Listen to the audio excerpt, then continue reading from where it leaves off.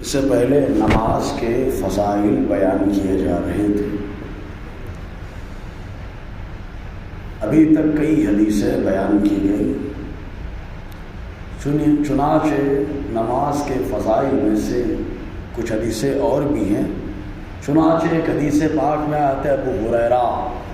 رضی اللہ تعالی عنہ اس کے راوی ہیں، وہ فرماتے ہیں کہ حضور صلی اللہ علیہ وسلم نے ارشاد فرمایا، جو بندہ نماز پڑھ کر اس جگہ جب تک بیٹھا رہتا ہے، یعنی جہاں نماز پڑھتا ہے وہاں جب تک بیٹھا رہتا ہے، فرشتے اس کے لیے بخشش کی دعا کرتے رہتے ہیں۔ جہاں نماز پڑھا ہے وہیں بیٹھا رہے، تو جب تک بیٹھا رہے گا فرشتے اس کی بخشش کے لیے دعا کرتے رہیں گے۔ ہاں اگر وضو ٹوٹ گیا یا اٹھ کر کھڑا ہو گیا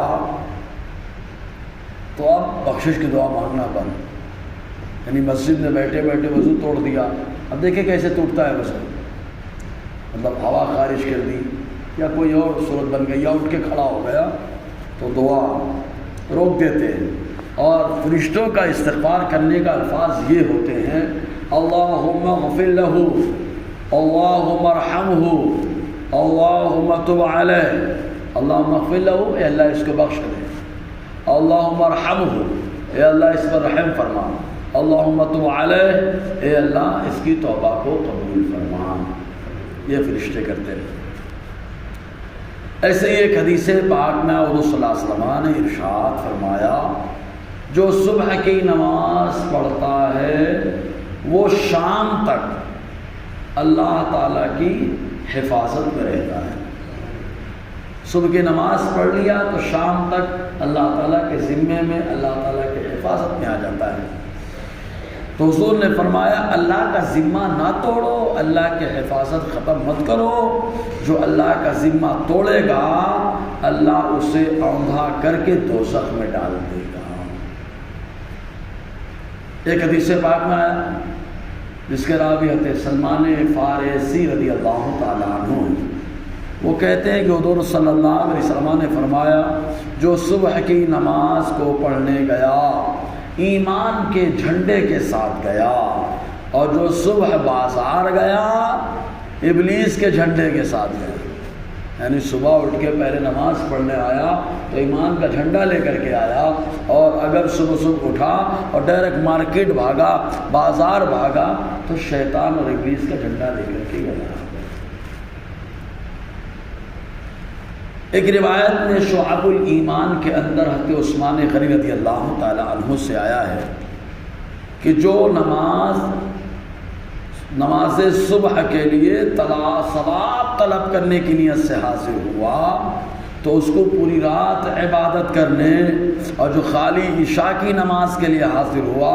اس کو آدھی رات عبادت کرنے کا ثواب ملتا ہے۔ حضرت انس بن مالک رضی اللہ تعالی عنہ سے مروی ہے، حضور صلی اللہ علیہ وسلم نے فرمایا، جس نے 40 دن مسلسل نماز فجر اور عشاء جماعت سے پڑھ لی،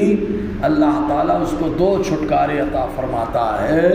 ایک چھٹکارا جہنم سے اور دوسرا چھٹکارا منافق ہونے سے عطا فرماتا ہے۔ ایک روایت میں یوں آیا، اس کے راوی بھی حضرت ابو ہریرہ رضی اللہ تعالی عنہ ہیں، یہ کہتے ہیں حضور صلی اللہ علیہ وسلم نے فرمایا، رات اور دن کے فرشتے نماز فجر اور نماز عصر میں جمع ہوتے ہیں، ڈیوٹی چینج ہوتی ہے۔ کچھ فرشتے فجر میں آتے ہیں، وہ عصر تک رہتے ہیں، پھر عصر کی نماز پڑھ کے چلے جاتے ہیں، کچھ عصر میں آتے ہیں وہ فجر تک رہتے ہیں، فجر پڑھ کے چلے جاتے ہیں۔ تو ڈیوٹی تبدیل ہونے کا وقت فجر اور عصر کا وقت ہوتا ہے۔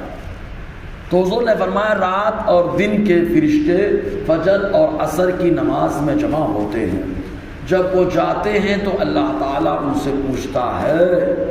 کہاں سے آئے ہو؟ حالانکہ اللہ تعالیٰ سب جانتا ہے کہاں سے آئے ہیں۔ فرشتے عرض کرتے ہیں، اللہ تیرے بندے کے پاس سے۔